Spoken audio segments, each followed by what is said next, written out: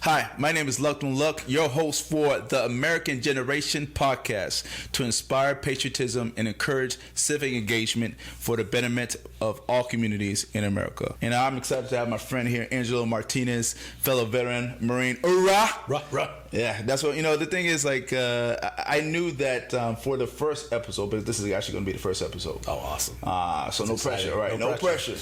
All right. The thing is, we are going to talk about the importance of American patriotism and also at the same time how that is seen today and how people can really have a stakeholder and feel like that their voice matters because everybody has a story. Right. And I know that sometimes political climate or the polarizations of politics can sometimes make people feel like they're not heard or may not want to share their voice. So we're going to talk all about that, unpack it. But first off, I just want to talk about why did you join the Marine Corps? Why did you get involved in the military? That's a great question. So what made me join the Marine Corps? Well, 9/11 had just happened. And I was still, I think I was 2001. I think I was still like 16 around that. Yeah, I think I was like 16. And my best friend Rick had came up to me in lunch and asked me if I wanted to join the Marine Corps, and I had no idea what that was. But my stepdad at the time, had told me, "Hey, you're getting close to graduating. You either need to get a job or join the military." And I was gonna do whatever it took to get out of the house. And Rick came up to me, asked me, and 9/11 had just happened, so I thought it was the right thing to do to join what is the greatest military branch in the world to serve my country. Did I know what that really meant?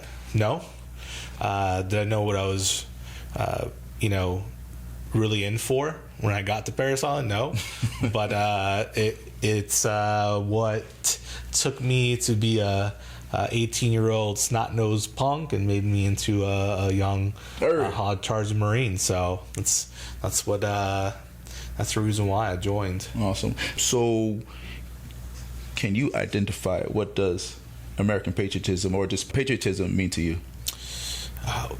That's a great question, actually. 'Cause I don't think a lot of people know what patriotism really is, and I think for me, I would say, what are you doing for America? Like, how are you bettering our society, our country? What are you doing to better our country? Are you serving in some sort of capacity, whether it's in the military or whether it's in a nonprofit organization that's helping other people? Like, what are you actually doing that's supporting our country and bettering it, basically taking it to a better direction, fixing things, working on things, helping people, because a lot of people get stuck in what's in it for me, right? And they forget that to really grow is to serve. We were all made to serve in some sort of capacity, and if we're able to serve our country and our own communities, that's what really separates us from other countries. I think is our heart for service to not only our community but to our country.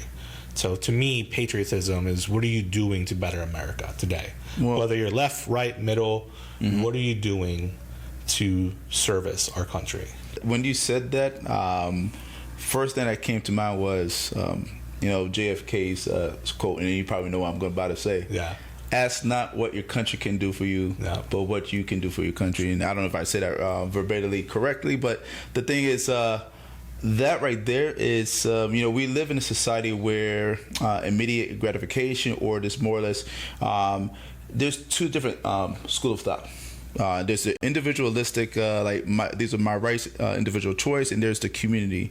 And I think sometimes, depending on and this is not dependent on, I think, political party, but people who are in office, of course, they run on an issue, and people vote for them based on those issues. But it's how you govern. Yeah. And then here's the thing. I don't care who you voted for, but what I will say is this. It's the people that's going to really make an impact on how this country is. Yes, we had at least when I was serving, I served under Bush W and Obama when he first term, and so the thing for me, I had the opportunity to serve under both a Republican and Democrat president, and for me, it didn't matter. Like I was American, I was proud to serve, and fast forward today, and you look at. If you voted for Biden and then or in 2020 and then you voted for Trump in 2024, it's like, whoa, yep, country's back on track. Oh no, so it's like it shouldn't matter who's in office if you care about this country. Yes, you may not agree with who is in office, may not agree with some of the policy, but here's the thing: our differences doesn't divide us. We all have unique backgrounds, and I've said this multiple times, but we have a common ground, and I think that we need to find a way to look at issues and address it. And because the thing is, if we're just not really having a constructive criticism or conversation on addressing the issues, we're just spinning our wheels and not going anywhere. Yeah. So, but in terms of like, what do you think civilians in general, because, we're veterans and we like to say, differentiate ourselves as veterans from civilians, but how do you think civilians understand what civic duty means? As a biggest, not everybody's going to serve. Right. I think the way people look at it now, I think it's very convoluted.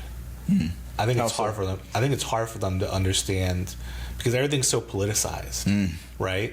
So you think like, oh, your civic duty, everything's politics right away. If it's not military, it's politics. So I don't think a lot of people understand the opportunities that are out there to make changes.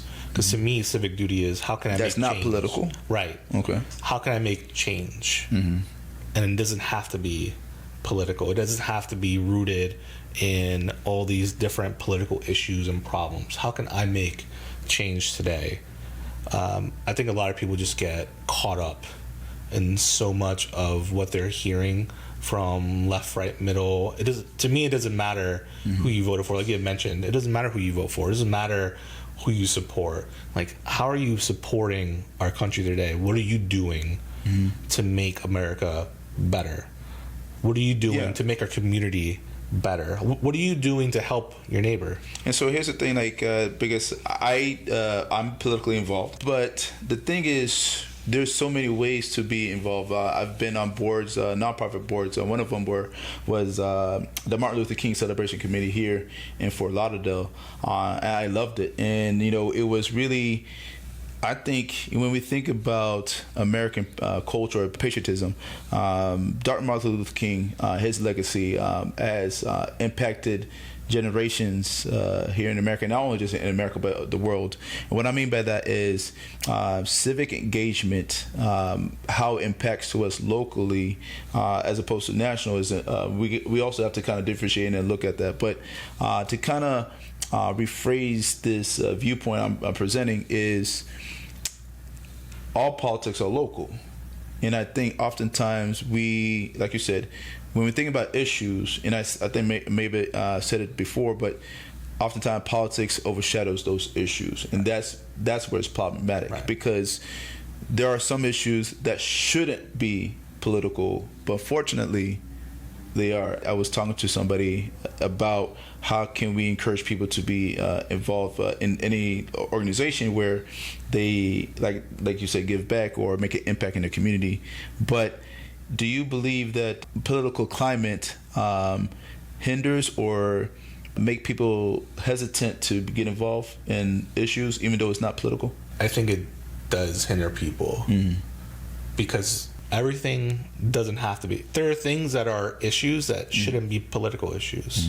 If politics weren't the way they were right now, I think some of these issues would be a lot easier to talk through and work through. But because I think everyone right now has chosen a side. Or try to take a step back, though. I'm not joining either side. Yeah, it's either I've joined a side and this is my view, or I'm not getting involved. Right.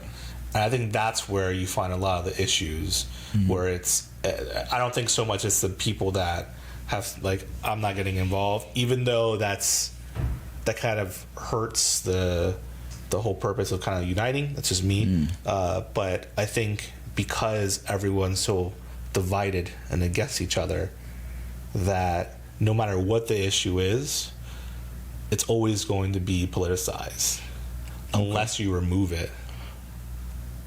If you can remove the politics from the problem, I think people can. All right, fair enough. I want to transition into this, and it kind of goes along with the line of conversation that we have. When we think about culture, American identity, there's different issues that impact certain communities in different ways. And, I served, you served, we served with people of different backgrounds. How was it with you or for you serving with people from different backgrounds? I mean, honestly, it didn't bother me at all. It didn't have any impact. My roommates it was very diverse. I had Blevins, who was a big time country boy, and I had Berrien that was, from the hood, basically. Okay. And I'm from the hood in Newark, so it was a very different. But I'm also Hispanic. Okay. So you have white, black, Hispanic all in one room, and it was a mixing pot of different cultures, but it never bothered us because we were young, we were being molded to be leaders, but two, we were also on our way to war, and we went to war together, and none of that mattered. When you're in combat, white, black, Hispanic, Asian, none of that matters. Gay, straight, none of that matters. None of it does. The only thing that matters is who's on your left, who's on your right, and who's going to be the first man through the door. That's the only thing that matters. I remember when I got out, matter of fact, it's a while back, 20 years ago, I became a United States Marine. I'm proud of it. But during my service, and kind of going back to what you were saying, it didn't matter black, white, Latino, whatever. We had a particular mission. We were focused. And I know this may seem controversial. I mean, I said it before, where that I felt more American overseas than I did in the United States. And let me explain. Because when I was overseas, a lot of the foreigners in different countries, they would say, oh, those are the Americans. And they didn't differentiate, oh, that's the black American, that's the Latino American, that's the Asian American. Right. We were all stud, good-looking Marines, and then, hey, look, it is what it is. Ladies were like, oh, look at that. But we're still good-looking. Hey. All right. But, the thing is, I remember when I was saluting the American flag, and this was actually in Pensacola. And mind you, in boot camp, we saluted where we heard the music. So if we were outside. Right. And so for those of me that know the protocols and stuff like that, if you're outside and you get your cover on, if you don't see the American flag, you're supposed to salute where the music is coming from. Yeah. With that being said, we up until when I was in Pensacola, I realized I never had the opportunity to actually look at the American flag during colors. And so when I did that for the first time in Pensacola, and the flagpole was right there in front of me when the task was playing, I was like, wow. Because at that particular moment, I realized that, the challenges that we had, meaning America has dark history. It's not all good, but I was prideful in a sense that I was able to be in a position where my service would hopefully, have a positive impact on this country, to bring people together, to fight for people regardless of your background. Like you say, whether it's gay, black, Hispanic, whatever. It's just for me, it was just that was the America I was fighting for. And that's still today. I care about people regardless of their background. Yeah. And I think that oftentimes people kind of alienate each other because, oh, you're this, you're that, whatever. Look, it is what it is. I'm just gonna I know where my values are. I know where your values are, but those differences shouldn't divide us. Right. And I think that's kind of where we need to have more conversation. I hope this conversation that we're having encourages unity, encourages to building bridges, because I think a lot of bridges would definitely burn. Right. And I think still some bridges are still being burned, especially in the past 8, maybe 12 years, but definitely so in this recent election and the elections before that. But the thing is, as a veteran, I want to see an America where everybody is heard, because every story matters. Yeah.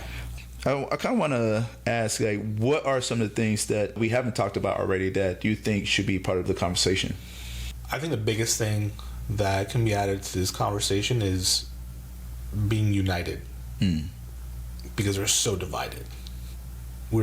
You mentioned that you felt more American on deployment overseas than you did here in America, and that's because we're so divided, and we're going to be divided in the United States. Versus in the United States, when I was overseas, nobody looked at us. No one looked at us. We're all Americans. Yeah, they just saw a bunch of red-blooded Americans, like over there serving, fighting insurgents, whether they hated us or not.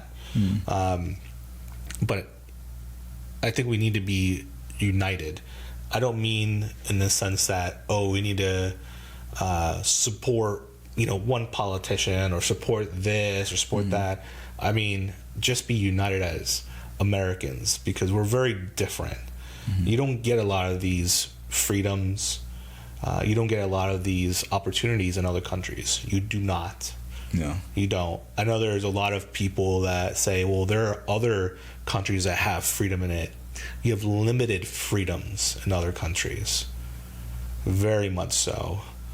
I mean, even being gay in America, that's hard to be gay in a lot of other countries. Oh, yeah. And I don't mean that in any, because I have gay friends and I love them. They're amazing people. I have friends that served in the military that was gay. They're amazing people. But in other countries, they're not as welcoming. Yeah. So it's different. Or, you have a lot of immigration, right? We have immigrants that come here. They come here with nothing, and they're able to become super successful. Yeah. I think this is the only country that really provides that kind of support and foundation for you to go from nothing to everything. Yeah, because the thing is, I'm a proud first generation American. I really thank my parents for raising myself and my 3 siblings, because like growing up, life wasn't easy, and to see my father is a prime example of the American dream. And I know that seems kind of cliche, but get this. Unfortunately, we had a terrible accident when we were moving from Gainesville to Altamont Springs, and we were in a terrible accident. Me and my brother was in a U-Haul truck with my father, and the accident happened where my father stuck out his hand, and unfortunately the windshield cracked and it slashed his hand, and so it severed his fingers. Oof. And I didn't see what was going on. I remember coming out, my father was like, get out, go out. He went out on one side. I took my brother on the other side and came back around behind the U-Haul truck, and I see him on the ground holding his hand. I see this blood, literally a pool of blood going into the drain. Luckily, this happened in front of a hospital. And the doctor was able to, save his hand and, sew him back on. Obviously, with months of rehabilitation and physical therapy, he was able to, get partial motion of his hand. Nonetheless, came back from that, started his own small business and reupholstering chairs. And, a few years later after that, I went back to school to become a doctor, and now has his own practice as a chiropractor. That's awesome. And the thing is, those are challenging circumstances, but the tenacity, the perseverance, my father's my hero. And I don't say that just to be cliche, but really, it just that's a prime example. I know I probably don't say it enough to him, but I really thank him for showing me what grit looks like, what perseverance looks like. And when I think about the time I went through the Marine Corps and boot camp, it's situations are tough, but when you got to put that in real life, and that's where it shows what kind of person you are. And I'm very fortunate to have somebody, when we think about American culture, when we think about the American dream, I know immigration is a big issue, but I think that hopefully we could definitely address the system and how we can improve it. But I think that's kind of where, when we think about issues, how can we as Americans, when certain issues impact a certain community more than others, how can we come together to address the issue, even though we have different views on how to address it? Oh man, I think the best way to do it is kind of in the way that we are right now. It's just sitting down without any preconceived ideas, just being open-minded and hearing each other out. Because I think a lot of times we come to the table with our arguments already set. Like, I'm against this. You already I already got my viewpoints. I already got the ammo. I already got all this. But instead of, just come sit down at the table, have coffee, right? Yeah. Talk, have real conversation, have real genuine conversation, hear each other out without attacking each other, without calling each other names and all this silliness. And I'll say this: people want strong leaders, and we want people who stand up for the values that we voted them for. Yeah. I say that to say it's great that people are able to put themselves out there, run for office, but then it's like, you still got to work with each other. Like, if one party's in power and the other one's not, you still got to work with each other. Because here's the thing: it's like a pendulum. It's go one way or the other, and it's like it's like, okay, we're in power now. Like, now you're not. Now it's just like, and I see where a issue, or say a solution, they both support the same thing, like how to address it. But because one is in power, we ain't gonna support it. Like, bro, like you just that's the same policy, but then you don't want to support it because you don't want to give the other person a win. Like, what is that? And that's Republican and Democrats. Hey, I'd say it how it is. Yeah. I know I said a lot. I know I'm trying to bring this home, but unity is definitely my purpose in having this podcast. Yeah. Because I think conversation, like you said, like this, where it's open, honest, it's genuine. And look, yes, you can be firm on your views, but I think it's like, how do we not alienate each other? How do we have a conversation where we both can benefit each other? But here's the thing: I remember you mentioned 9/11. I remember 9/11 when it happened. Yeah. Matter of fact, I was in drumline class, and the band director came out of his office and is like, whoa, we're practicing. And they turned on the TV, like, okay, it was odd. And I remember seeing the second plane hit the tower. I was like, this is a movie? Like, what are you turning on a movie for? Yeah. But then I realized what was going on, and that really had a very powerful moment. There's studies that shows after 9/11, that's where American patriotism was at its highest, as far as that particular study. Yeah. And so, unfortunately, when it's Pearl Harbor or any other issues or any other impact to the general American population, that's where people come together. But it shouldn't be where something happens like that where we need to come together. But let me ask you this: can we be united? Yeah, I mean, if you speak to some of the guys and girls that experienced 9/11, I've spoken to several of them. I met somebody that was on the train getting off as the towers were collapsing. Oh, wow. And she described everyone obviously frantically running for their lives, but not one person was being left behind. Not one. Wow. You had white, black, old, young, grabbing each other, trying to get each other out. When it's life and death, that's where humanity shines, and I think that's powerful. Yeah, it's the most unfortunate thing is that something tragic has to happen for us to be united. Look back at all the time something devastating has happened to our country. That is when we were united most. And I honestly think that's unfortunately where it's at. Is something tragic has to happen for us to go and become united. That's just my perspective. That's just what I've kind of gathered.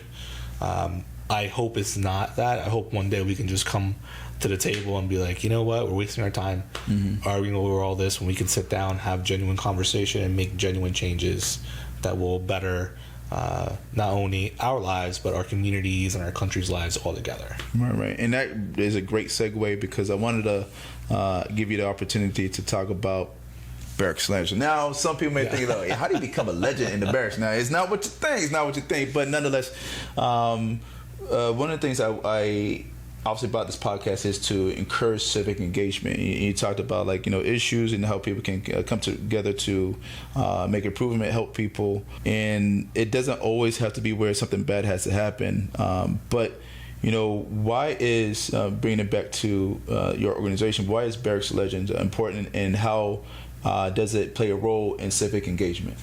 Barracks Legends started with my own experience with suicide. I'd almost killed myself in 2019, and it was veteran camaraderie that really stepped in to save me. And a lot of us don't realize, when we get out of the military, we lose that camaraderie, we lose that structure, and we lose that purpose. Right? So I got the camaraderie, and then after working for a few nonprofits, fundraising and stuff like that, I had structure, and eventually I learned what my purpose was, and it was to draw these veterans out of isolation into community to improve mental health and prevent veteran suicide. Our number 22, that number excludes alcohol and drug-related incidences, and the number is about 44 veterans or more that take their lives. So the foundation is built on hosting these experiences for veterans, and now first responders as well, and their families. Real quick, for those who may not understand, when you say experiences, what experience are you talking about? Everything from shark dives to axe throwing to comedy shows to rugby games. We are the Miami Shark. Like it's social events, like to kind of like build the camaraderie. It's to draw them out into the community so that they meet other men and women like themselves, and then you make friends. You make new friends, just like you had in the military. And then by the time you know it, they're having barbecues together, going on trips together, all these different things. But really, we just become a bridge to resources. That's really the caveat to this, is that you come here with all this baggage, and you dump it out, and we're able to help kind of identify and help you go to the right resource that you might need, whether it's financial or school or claims benefits. We're able to help kind of direct you where to go. I think that's a example of what you're doing, especially nonprofit organization like yourself, where there are ways to make an impact in the community, an impact in this in your neighborhood, in this country, where I know that taking away, like you said, politics out of it, but I think that's kind of where, once people feel a sense of the feeling of making a difference, will come after you take action. And I think that's kind of where people can do it in a healthy way. Even though some, like myself, I'm politically involved, but the way I get involved politically is the way I would describe it, in a healthy way. When I talk to people about issues, to advocate for a particular issue or a person, is just like in a way like having a conversation. Like, hey, look, I'd love to have your thoughts. This is where my viewpoints are. What are issues, concerns that you may have, and how does my stance or this particular issue or whatever it may be would support what you're doing or support your passion and like making a difference in that particular issue. And I think that's kind of where hopefully people can start to see examples, and that's kind of like the reason why this podcast exists, is again to inspire patriotism and encourage civic engagement for the betterment for all communities in America. And so I think it's really important to really have that conversation to where, how does somebody make an impact without having to be worried about the politics of it? Hopefully this podcast does that. And volunteer. We have tons of volunteers that are amazing, but they're serving a purpose. They're serving in our organization. They're donating their time to service our veterans, whether it's just prepping food, prepping one of our locations, to fundraising, networking, to expand our mission. That's serving your community. Okay. You're doing something that's furthering the betterment of our country.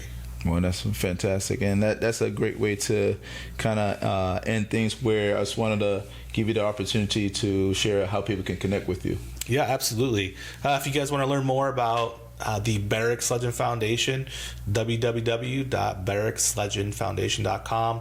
You can follow us on Instagram, Barracks Legend Foundation, and other than that, I appreciate you having us on, letting us chit chat and go back and forth on this, brother. Yeah, no, I appreciate it, and the fact that it comes at a great time for Military Appreciation Month, and it's really talking. Look at what does American pride looks like, patriotism, culture, and there's a lot of differences. But I believe that once we are able to give each other space in a way where everybody can have their story heard, I think that's what America will be better off. That's basically it for this episode. So if you like what you heard, if you want to, how this all started, I'll have more episodes.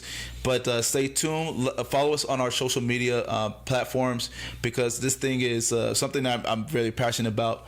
And hopefully this is something that will definitely transcend not only through this community and where you live, but the world. And so, because the thing is, it takes somebody to be bold to change the world. And so with that, I just want to say thank you. See you next time.